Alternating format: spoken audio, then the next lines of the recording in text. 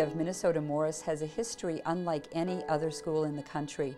We were established as an American Indian boarding school in 1897, and then the campus emerged as an agricultural boarding high school in 1910.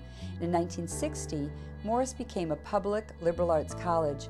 Today we enroll about 1,600 undergraduate students on a residential campus in west central Minnesota, and we're in the heart of agricultural country. Our strategic plan calls on us to be energy independent and carbon neutral by the year 2010, and we are on track to meet that goal. And we think this will, in a sense, bring us full circle, reconnecting to the natural resources of the region and reconnecting especially to the land. We'll be the first school that, by my calculations, is truly fossil fuel carbon neutral.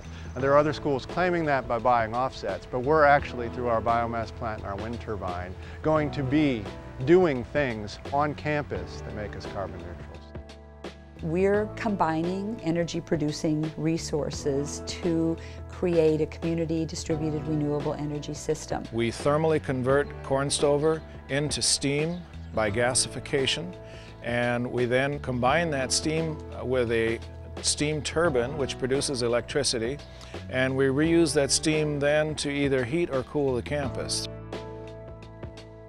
Another integral piece of the carbon neutral plan for the campus is a wind turbine that provides about 65% of the campus electricity currently. Having a biomass plant in an area with lots of potentially surplus agricultural biomass and having a wind turbine or two or three in an area with lots of wind makes a lot of sense. We're standing in the Community Services Building, which is a building on the National Historic Register in the Historic District on the University campus here.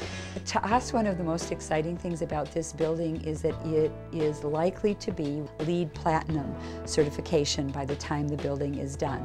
And so we looked at implementing a system called chilled beams, where they use a pipe of moderately chilled water to cool the air as opposed to big air ducts. So it takes a lot less space and it operates more efficiently. Getting to know a community and being a part of community plays an important role in environmental studies and in environmental sustainability in the long run. I think a lot of the green initiatives taking place at Morris have the potential to really change the region and hopefully change parts of the country as well. We're using local natural resources to benefit this campus in terms of heating and cooling needs, but we also expect to put somewhere around $500,000 back into the local economy. You can imagine the excitement.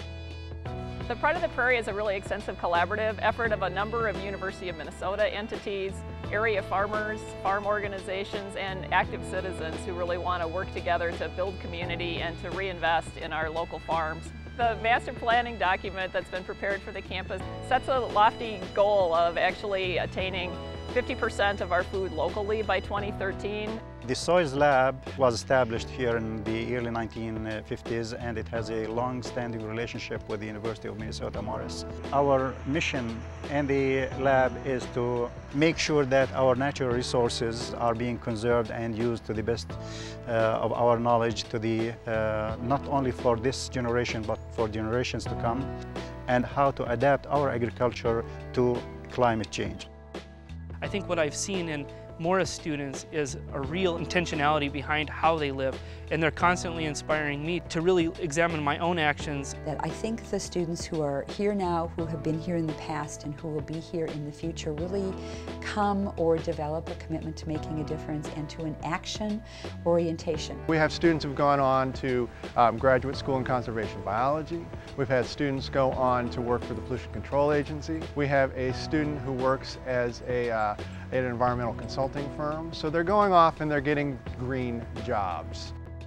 The invitation to join the President's Climate Commitment came at just the right moment for me and at just the right moment for this institution. We were well along the path to carbon neutrality and energy independence by 2010, and we thought we could really be helped by becoming members of the President's Climate Commitment, and we also thought that we could help in serving as a kind of model and example for other institutions.